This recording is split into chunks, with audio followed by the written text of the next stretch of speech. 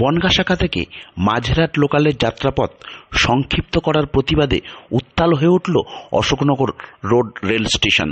আজ সকাল 8:10 নাগাদ হঠাৎই ঘোষণা করা হয় মাঝেরহাট লোকাল বারাসাত পর্যন্ত সংক্ষিপ্ত যাত্রা করবে।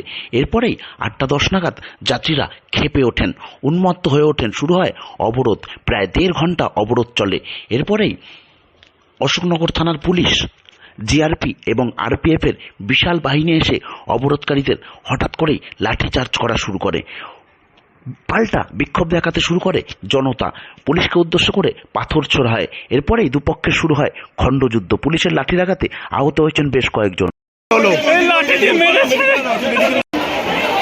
বলছে আপনাকে কারা লাঠি চালালো? কেন? দাঁড়িয়েছিলাম গাড়ি না। আমরা নিত্যযাত্রীর লোক, আমরা সবাই খেটে খুটে খাই, কিন্তু আমার একটাই বক্তব্য, ট্রেনটা মাঝেরহাট গেলে অসুবিধা কোথায়? ভাসান তো হয় বিকেল বেলায়, ট্রেন তো কখনো আপনার সকালে তো ভাসান হয় না। ঘুম থেকে উঠে কেউ ঠাকুর ভাসান যেতে যায় না। আজকের দিনে ট্রেনটা বন্ধ করেছে ভূতনাথে একটা 21,000 প্রদীপ জ্বালাবার ব্যাপারে। প্রদীপ জ্বলবে আপনার রাস্তার ওপরে, ভূতনাথ মন্দিরের সামনে রোড আছে, রোডের ওপরে চলবে। রেল লাইনের কেউ তো আর আপনার প্রদীপ জ্বালাবে না। রেল চলে রেলের জায়গা থেকে, কিন্তু রেল গেট কেন করেছে? রেল গেট করার মানেটা কি?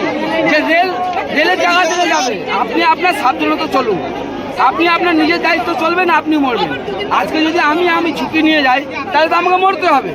ট্রেন কখনো বন্ধ থাকে বলে আমার কোনো জানা নেই। আপনার কোথায় বাড়ি? আমার বাড়ি এক চাঁদপাড়া।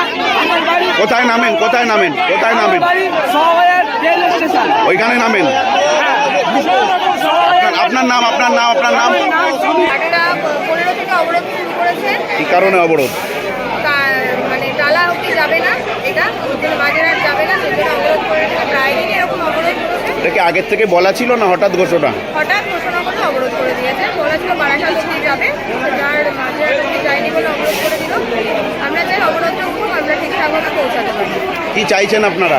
অবরোধে যদি উঠে যায় তাড়াতাড়ি ঠিকঠাকভাবে আমরা কাজে পৌঁছাতে পারি। প্রত্যেকদিন যেন যায় ট্রেনটা। প্রত্যেকদিন ট্রেনটা দেয়। আপনার নাম? হ্যাঁ, কোথা থেকে এসছেন? ওকে নিয়ে যাও।